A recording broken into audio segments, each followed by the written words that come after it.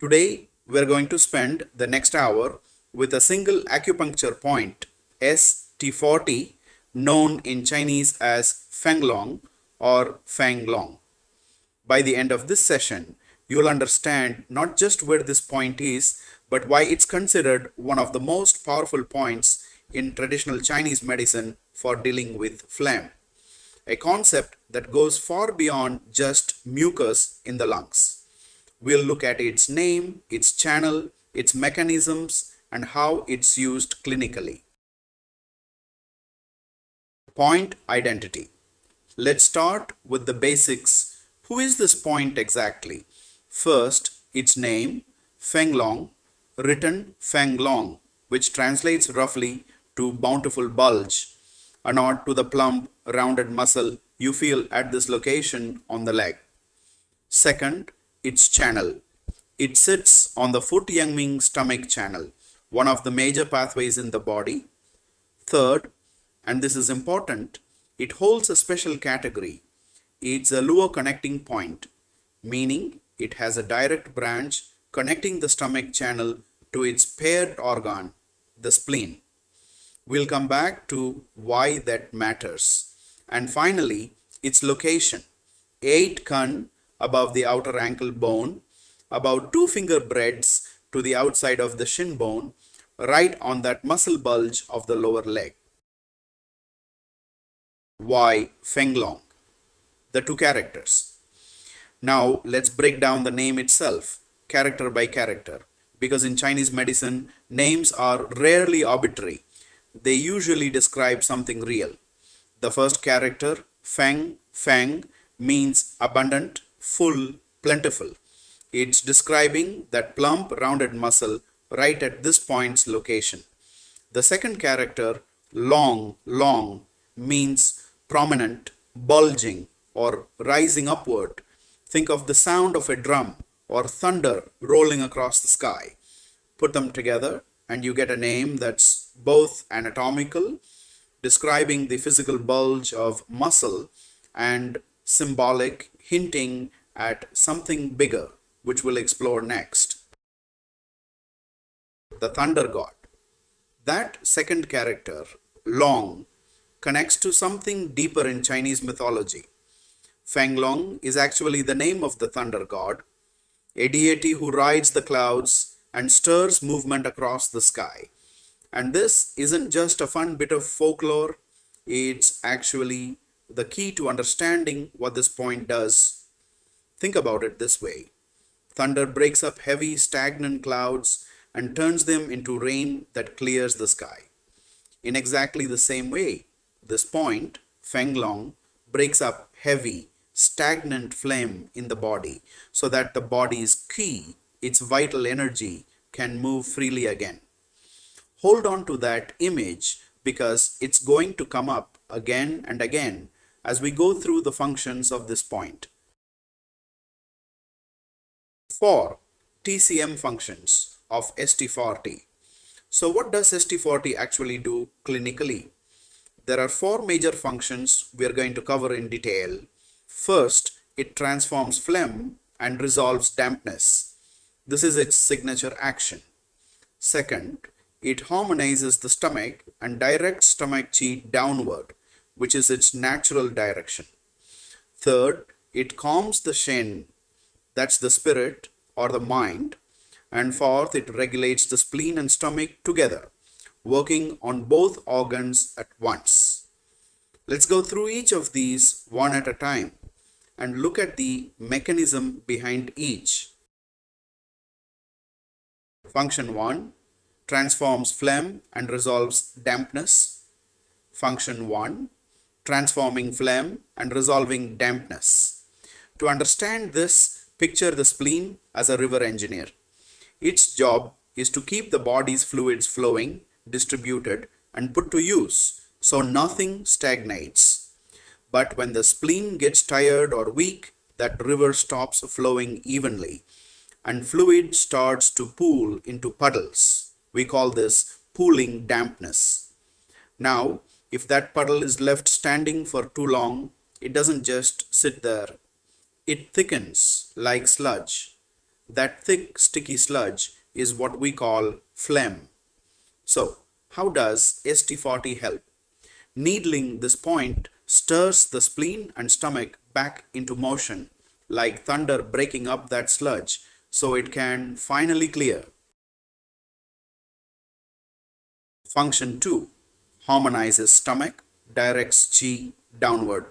Function 2 harmonizing the stomach and directing chi downward. Under normal circumstances, the stomach's ki flows downward. Think of water flowing down a hill, carrying food and fluid onward through the digestive system. But when flame builds up, it blocks that flow.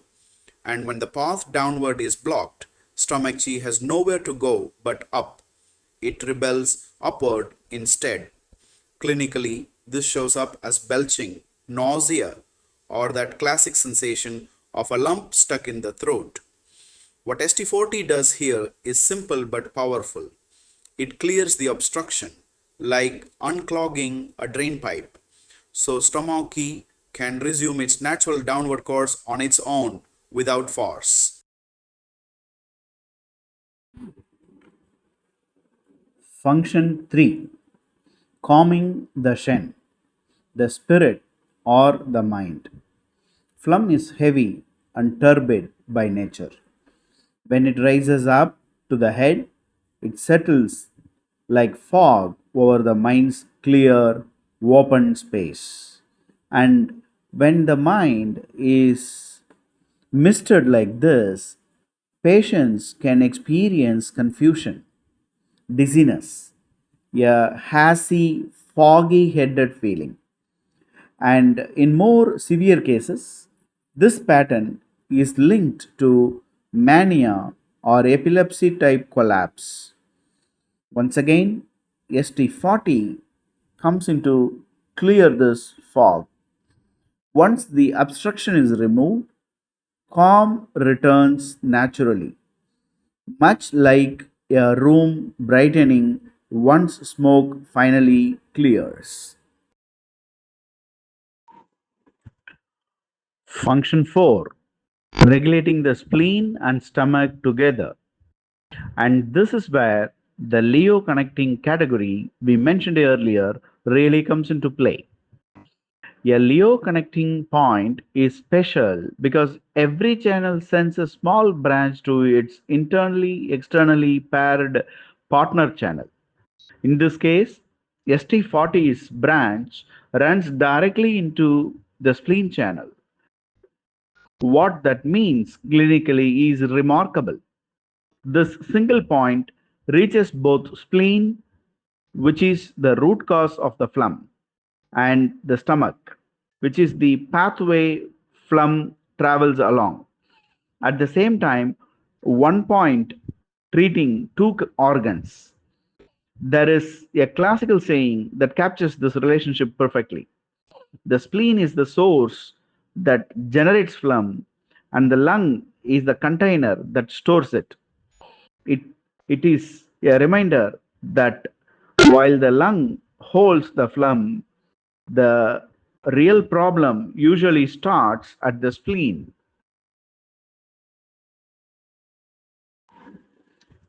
What is phlegm? Before we go further, let us pause and ask what exactly do we mean by phlegm in Chinese medicine? It is a much broader idea than the mucus you cough up. In TCM, phlegm is a whole category of pathological fluid that has become abnormally thick, sticky, and turbid. And it comes in two forms. The first is visible phlegm. This is the phlegm you can actually see or feel. Sputum that's coughed up, or noodles and lumps that forms under the skin. The second is invisible phlegm. This one you can't see directly. You can only infer it from the pattern it produces. Things like dizziness, a foggy head, palpitations, numbness, or mental confusion. There is an old saying in Chinese medicine that sums up just how far reaching this concept is. Strange and stubborn diseases are mostly caused by flums. In other words, when a case is confusing or doesn't respond to standard treatment, phlegm is often the hidden culprit. How phlegm develops, the spleen's role.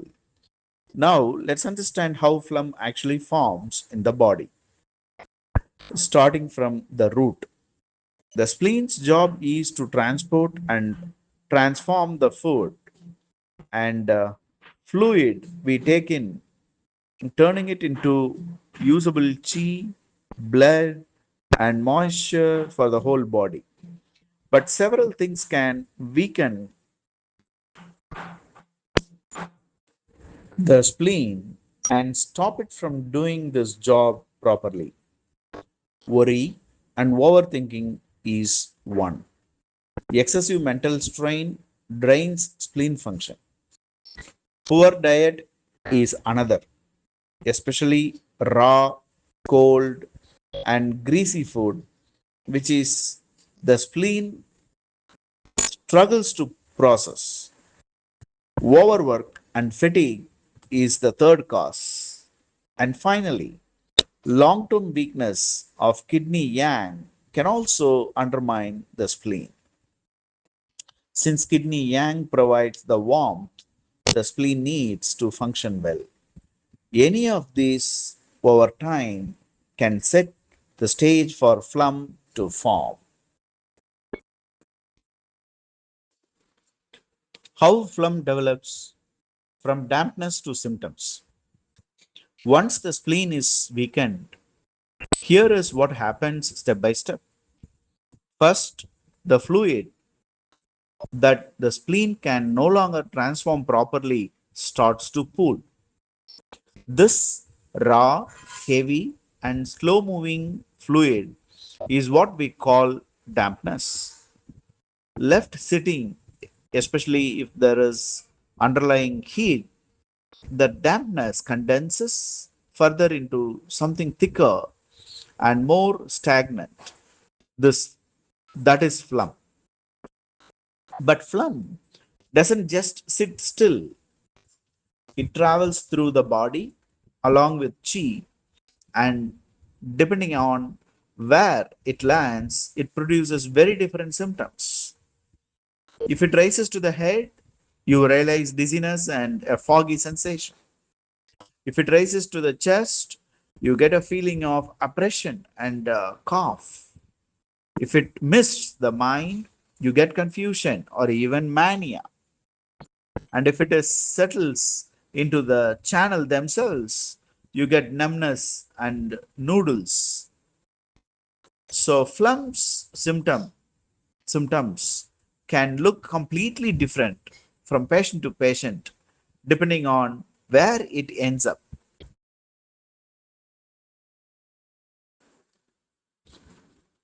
The full arc of phlegm formation. Let's put the whole picture together in one simple sequence. It starts with a weak spleen. That weak spleen allows dampness to form. Left unchecked, the dampness thickens into phlegm. That phlegm then travels through the body along with the chi. And finally, wherever it settles, symptoms appear. Five steps, one continuous chain, and understanding this chain is really the key to understanding everything we have discussed about ST40 so far. How ST40 clears from synthesis. So, how does ST40 actually interrupt this whole chain? It works at both ends of the problem. First, closing the tap. ST40's connection to the spleen channel reawakens the fluid transformation, which stops new dampness from even being generated at its source. Second, opening the drain.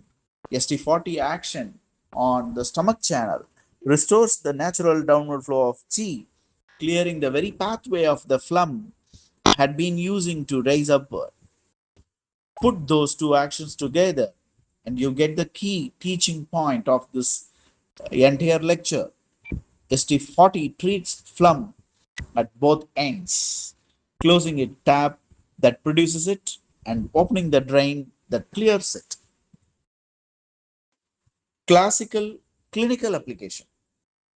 Let's finish with where this point is actually used in the clinic. Classically, ST40 is indicated for cough with copious sticky sputum, a very direct visible sign of phlegm. It is used for dizziness and that heavy foggy headed sensation we discussed earlier. It helps with stifling, oppressive feeling in the chest. It's indicated for phlegm noodles, humps, swellings, even goiter type masses. It is used in excess type obesity, particularly when the person has a damp phlegm body constitution. It is used for mental confusion, mania, or even epilepsy type patterns. Since phlegm, misting the mind, is often at the root. And finally, it is a classic point for plum pit chi, that sensation of a lump in the throat that just won't clear, which, as saw earlier, comes from phlegm blocking the natural downward flow of stomach chi. Thank you.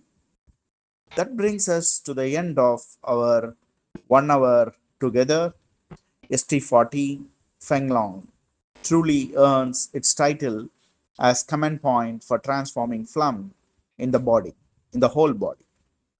From its name to its mythology to its Leo connecting function, everything about this points back to one job: breaking up stagnation and letting the body's chi move freely again.